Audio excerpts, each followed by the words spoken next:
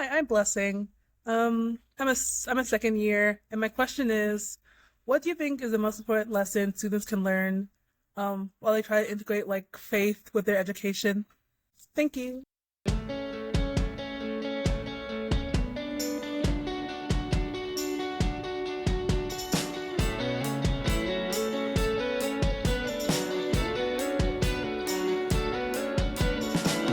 Hi, friend. Welcome to Meet the Prof. I'm Shane Hartley, and my friend Spence Hackney and I receive questions like you just heard from Blessing and from other college students, and we ask them to Christian professors in hopes of encouraging Christ-centered conversations on the college campus. And it is such a privilege for us to have you listening here. Thanks for joining in.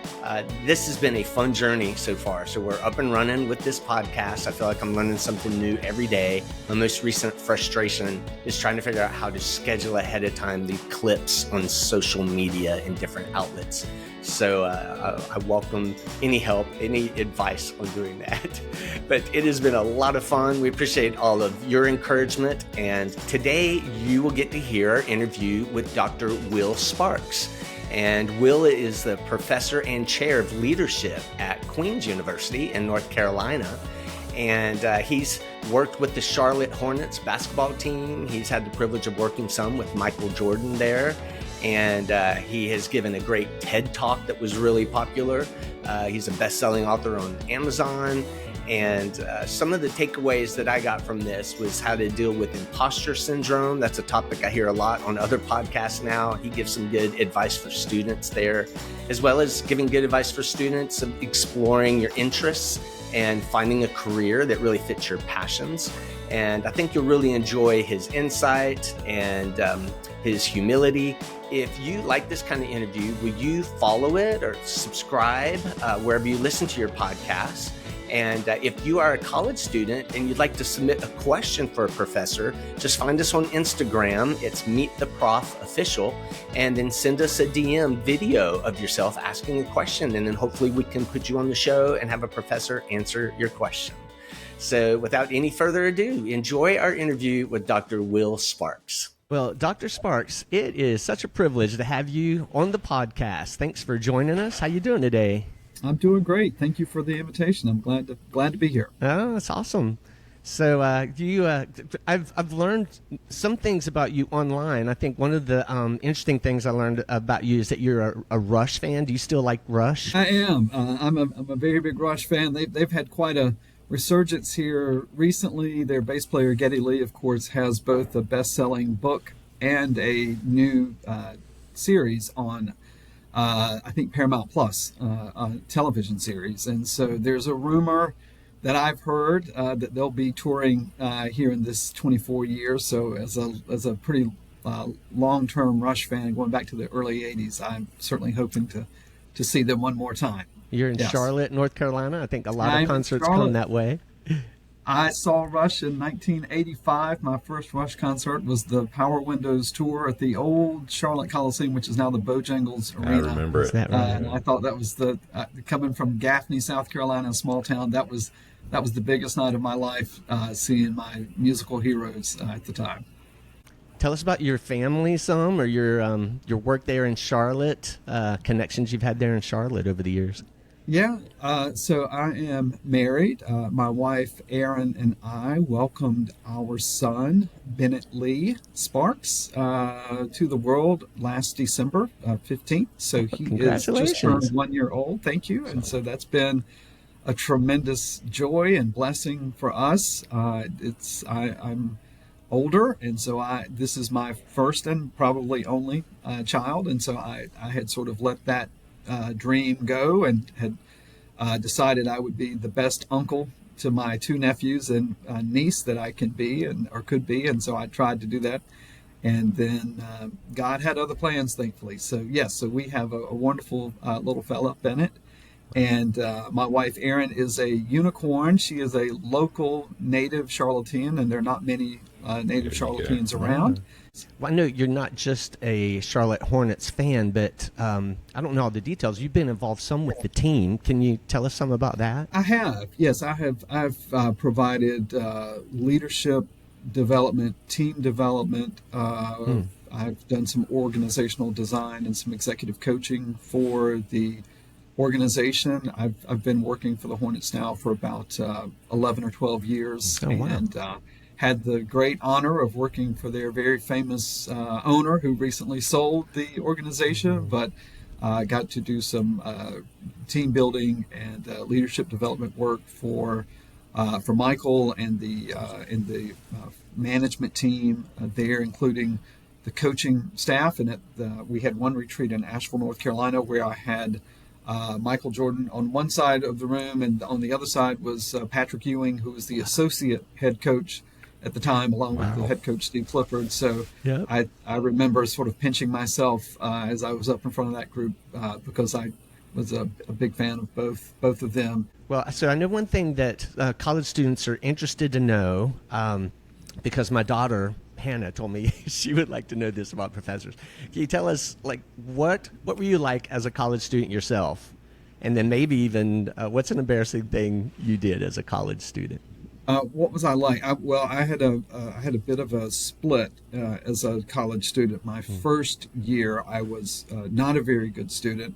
I was a very good pledge in a fraternity and all of the things that go with that, and then decided that I wanted to get serious about academics. Part of that for me, the irony is I'm a professor in the McCall School of Business at Queen's University. The irony is I changed my major from business administration to psychology, and then I added philosophy and religion as a double major. And that's the only way that I would have found the passion for the work I do to go on to graduate school and then to end up in teaching leadership and organizational psychology in a business school. If I'd stayed a business major, I'd have hopefully barely squeaked through accounting, and probably would have, run out of the school as quickly as I could and never looked back. And so I had to follow my own path to do that. So I would say my experience as a college student was a little mixed. The first year was a bit of a swing and a miss, and then I buckled down and really got serious. I had to work part-time throughout my college career. I think I'm so glad that I did that. I'm so glad that that taught me to really manage my time and to value money and to try to plan and those sort of things around budgeting and planning and that kind of thing. So I think I look at my experience has been some students do and some students don't. Maybe a comparison I can make are our student athletes at Queens that have to manage their time like that and sort of budget their time because of practice and games, and they tend to be really excellent students. So it's sort of like the more you do, the more you can do, and the more time you have to sort of slack off. I feel like that it expands that time, and we sort of take advantage of that. So as far as something embarrassing, I'll tell you something that embarrassed me. It was before college. It was in middle school, or maybe my freshman year in high school. But it affected me for all through my college years. Was that we had a spelling bee. I went to a private school until the 10th grade. I transferred, but I went to the Gaffney Day School from kindergarten to the 10th grade, and I came in second place in the spelling bee. And we had a school-wide K through 12th grade assembly, and the headmaster, Gene Hastings, recognized the winner of the spelling bee, Beth Painter, and Beth got up and walked down and got her award. And then he said, I want to recognize the runner-up, William Sparks. And I got up in front of the whole school, everyone, and walked all the way down to the stage. And I was walking up the steps, and he was looking at me, and I could tell by that look, he was shaking his head, I don't have anything for you. And so I did an about face and had to walk back to my seat with everyone laughing and sort of snickering. And I don't know what shade of red I turned, but it was very embarrassing. And it really impacted me. I had a tremendous fear of public speaking that affected me during college. And so it really, that was at a very sort of fragile age of teenage years and, puberty and all that angst, that teenage angst. And so I remember picking classes as an undergraduate that did not have a public speaking component and dropping those that when I got in and realized that they did.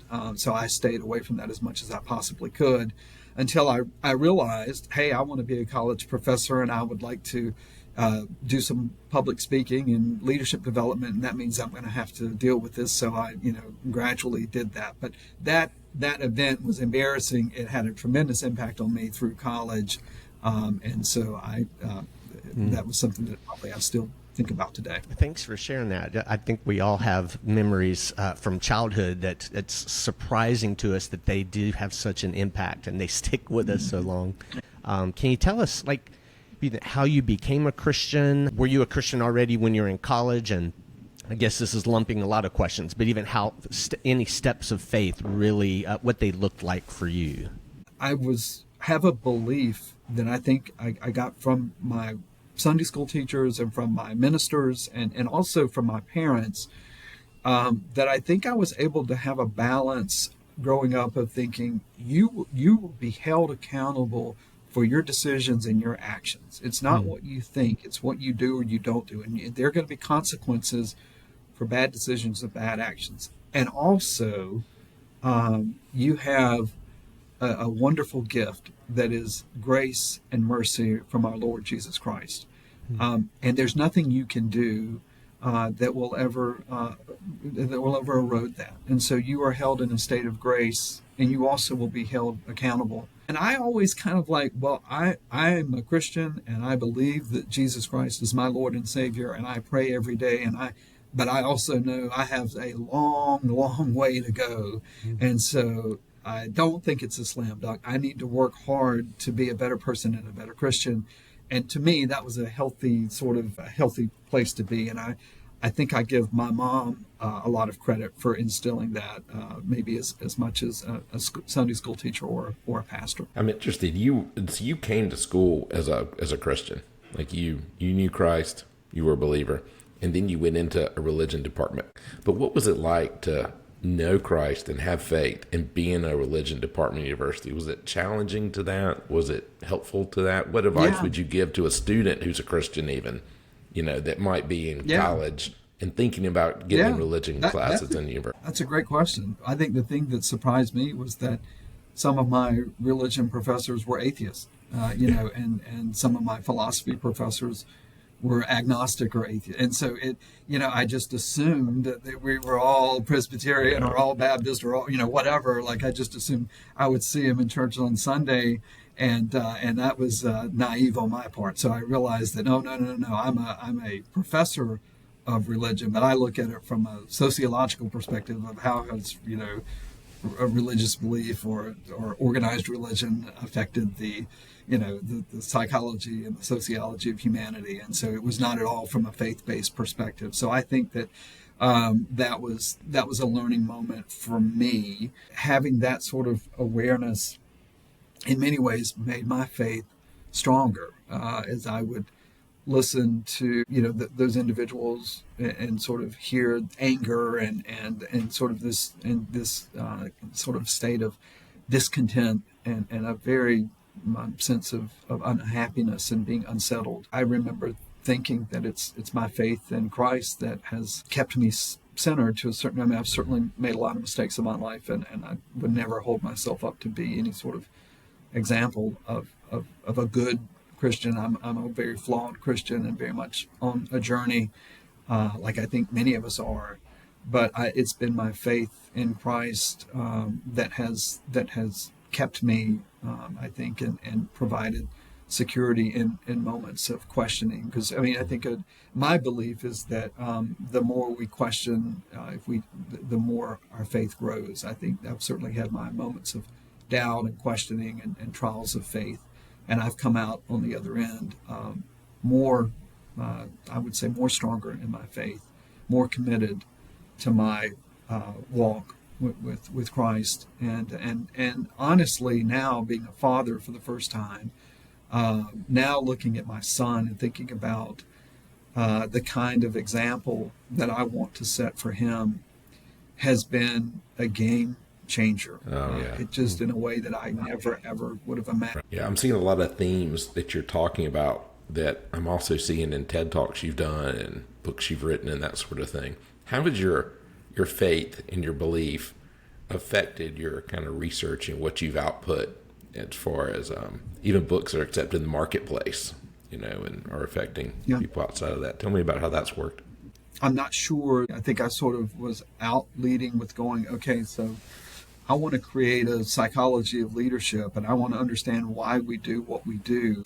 But, I was heavily influenced by Jung. I certainly would not hold him up there as an exemplar, and I don't think he would want to be held up as a traditional Christian. But I was really interested in this sort of Jungian notion that we have light and dark, and we want to, typically we want to put us in a box. We want to say, well, I'm introverted or I'm extroverted. And my research is focused more on, if I'm an achiever, at my best, I'm detail oriented and really organized, but at my worst, I'm micromanaging and critical. And I'm not one or the other, I'm both. And so that, to me, that's the Jungian approach of saying, hey, you got to make peace with that other side if you want to diminish its power over you. That's really what I've done in a nutshell, is that sort of put it out in the light, as we talked about a little bit earlier. And so being mindful of those, but if we deny it, if we say, no, that's not me, I'm the good, I am confident, decisive, and candid, but that you've got the wrong person when you talk about the shadow. I've had clients tell me that, and they've all fallen. They've all been fired or removed. I mean, you see it playing out. And so when we live in denial, we give it more power over us. And so my calling in my professional sense and my academic sense has been to try to shine some light on those leadership shadows and have an opportunity for an individual to own it, and in doing so to better manage it. And some accept that, and some don't.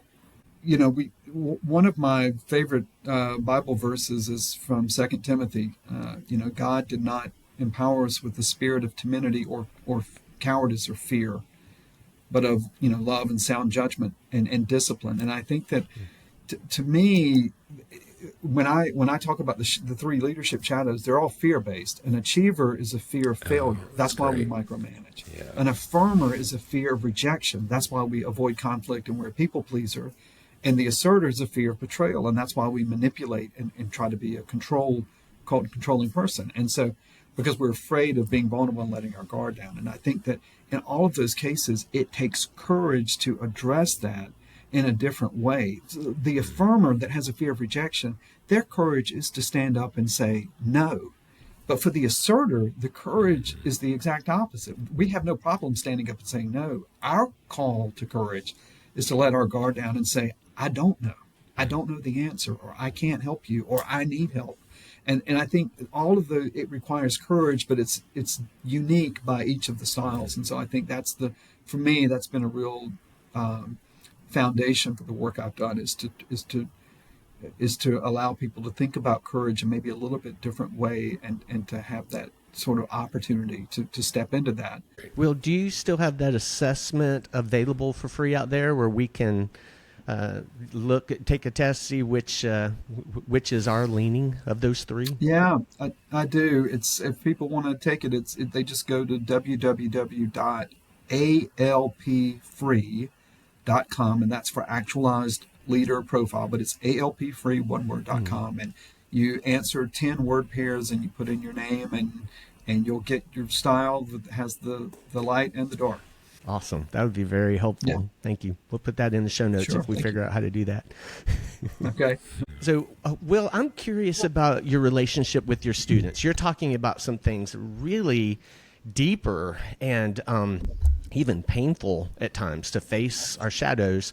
And you're approaching this as a Christian. How much are you able to tell your students about your own Christian faith, your angle at looking at these things? Do you tell your students even that you are a Christian? Yes. So I've taught graduate students for the last 20 years or so. I think my last undergraduate class was 03. So I typically teach a little bit of an older student, and the value of that is that, if you've been around long enough, you've been knocked down and you've been humbled. And so that's not always the case, but many times it is. And so I think there's a willingness to maybe do a little bit of a deeper dive. They know that I'm a Christian and probably know that I'm a Lutheran. That will come out in one way, shape, or the other. So in my leadership presentation, I do have a verse about being transformed by the renewing of your mind. And that's a underpinning of this work, is that if we can if we can come to grips with the fear that's holding us back and we can embrace it or turn towards it, it releases us. And that be transformed by the renewing of your mind is something that I say, whether you're religious or not. The wisdom in that verse is incredible. And I've gotten dinged on some student evaluations who've said, keep your faith out of the classroom is unfair in my opinion, because if I were of a different faith and I mentioned that, I think it would be sort of celebrated. So I think there's a little bit of a irony there, or maybe hypocrisy, but for the most part. And the reason I do that is because I have a number of students who come up to me after class or will email me during the semester or after the semester and say, thank you for sharing your faith. Thank you for sharing that. I didn't think that there were any faculty members left that were Christians, especially in the business school. I didn't think we had any of those. And so, I always appreciate those. And I think that it connects with a lot more than it may, that it may turn off. But I'm very serious about creating an inclusive classroom environment where everyone feels free to share their faith. But I'm quite certain that every student I've had in the last 20 years knows that I'm a person of faith. There's been a lot of writing about things that students, young people struggle with today. The mental health crisis, or emotional health, fears about the future, trying to figure out what they want to do for a career. What would you see as being some of the more important struggles that students are having today, and then any help or advice you would give to students? Well, I think you nailed them. I mean, I think all of those struggles are very real. I think it depends at the level of graduate or undergraduate, and they're sort of universal, and a lot of it comes down to imposter syndrome. That would be, I think if there's any sort of underlying sense that maybe cuts across many of those, maybe not all of them, but many of those fears. We feel we're not good enough, we're not smart enough, we don't make enough money, we don't live on the right street, we don't drive a nice enough car, whatever, our grades aren't high enough. There's just all of this sort of stuff. And I think if people can let that go and just compete with themselves and not constantly compare themselves to others, they're going to be in a much happier place. And that's related to, I guess, the thing that I would mention is just putting our technology down. I think our addiction to being hyper connected and social media and making sure that the world knows what we're having for dessert, or making sure that the world knows we're on vacation, or making sure that the world knows we're unhappy with the service we had at this restaurant, or comparing ourselves to, we were happy about our vacation until we realized that our neighbors were in Vail. We thought we were having a great time and skiing in Western North Carolina, and it turns out that they were in Aspen. So, and all of a sudden we're miserable. So I do think there's tremendous angst and unhappiness that comes from hyper-connected, and I think it interferes with our ability to truly realize that we're spiritual beings. We are spiritual beings having a human experience, and a focus on materialism and connection and comparison to others.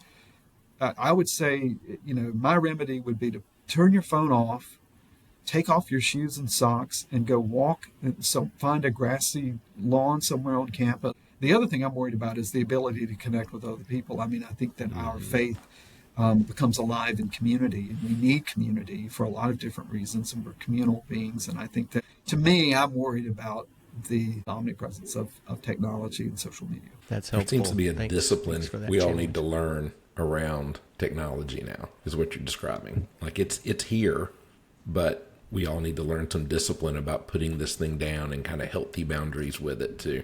I couldn't agree with you more. I mean, we don't have the space or the time to hear God's voice, and so if we ask for guidance in a prayer, and then we immediately pick our phone back up and see what our neighbors are doing or our friends are doing, so I do think, to your point though, it's here.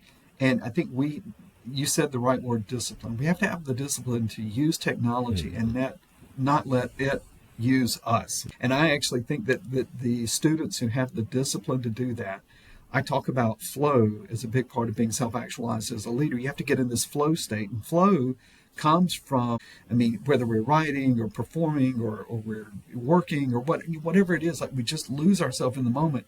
to be our very best, and we have to give ourselves enough runway to do that. And if we're constantly checking our phone, or we're hyper connected, or we're texting, we have these break, and so we're never able to do deep work. And that if you choose that path, you'll be reporting to someone who did have the discipline to do deep work, because they're going to own the business, and you're going to be working for them. So I really encourage students, like, put it down, find your calling, find your passion, and don't let it become your master.